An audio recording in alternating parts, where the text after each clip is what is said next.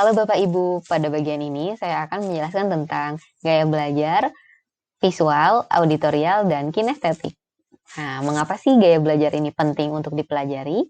Karena ternyata dalam proses belajar, para siswa memiliki gaya belajar yang berbeda satu sama lain loh. Ada siswa yang memiliki gaya belajar visual, ada juga yang memiliki gaya belajar auditorial, dan ada juga siswa yang memiliki gaya belajar kinestetik. Nah, perbedaan tersebut kemudian nantinya menghasilkan proses penerimaan pembelajaran yang juga berbeda, sehingga diperlukan strategi yang berbeda-beda untuk masing-masing gaya belajar. Sebagaimana namanya, untuk gaya belajar visual, ini adalah para siswa yang biasanya lebih dominan indera penglihatannya dalam proses belajar. Artinya dia mengutamakan aspek-aspek visual untuk memudahkan dia memahami atau mengingat pelajaran. Sehingga bisa dimanfaatkan media-media seperti gambar, diagram, grafik, warna, peta, dan sebagainya dalam membantu proses belajarnya. Selanjutnya ada gaya belajar auditorial, di mana siswa lebih suka konten belajar seperti lagu, kemudian musik gitu ya, suara, dan hal-hal yang berhubungan dengan kemampuan auditorinya seperti itu. Nah, yang terakhir ada gaya belajar kinestetik. Nah, ini siswa-siswa yang biasanya aktif, nah itu biasanya dia lebih memiliki gaya belajar kinestetik, di mana dia perlu untuk terlibat aktivitas motoriknya untuk lebih memahami pembelajaran, sehingga dalam proses belajar biasanya dia membutuhkan lebih banyak kreativitas seperti itu. Nah, untuk memahami ciri-ciri dari gaya belajar satu dengan yang lainnya dan strategi seperti apa sih kira-kira yang bisa dikembangkan seperti itu, kita lihat slide berikutnya. Nah, siswa dengan gaya belajar visual biasanya memiliki ciri-ciri yang pertama, dia suka mengingat dengan gambar. Karena visualnya yang aktif, sehingga dia membutuhkan ilustrasi atau kemudian penjelasan konsep yang detail untuk dia mampu memahami dan mengingat pembelajaran seperti itu.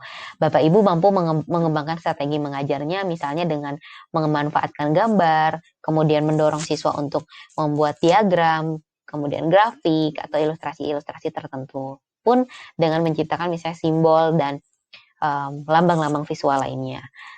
Selanjutnya, untuk gaya belajar auditori, ciri-cirinya biasanya siswa yang memiliki gaya belajar auditori ini fokusnya mudah terpecah karena auditorinya aktif gitu ya. Jadi itu sedikit membuat dia mudah terpecah fokusnya, sehingga kita perlu mengembangkan strategi nih untuk gaya belajar siswa dengan auditori.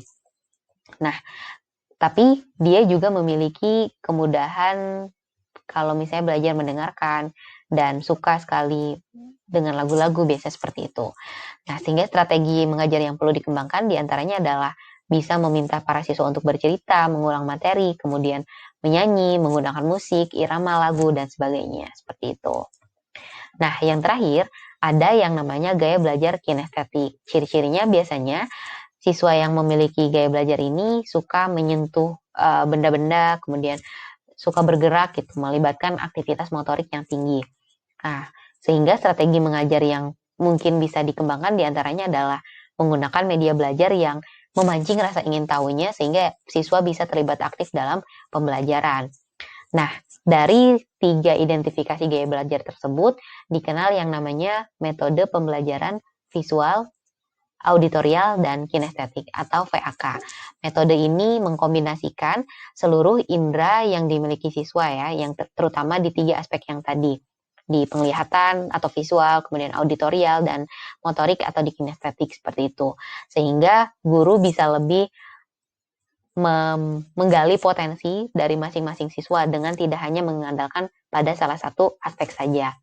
Menurut berbagai ahli, metode pembelajaran ini bermanfaat untuk lebih memudahkan siswa dalam memahami konten atau materi pembelajaran. Sebab metode VAK ini dapat lebih melibatkan siswa secara interaktif dan merangsang aspek-aspek utama dalam pembelajarannya. Seperti itu.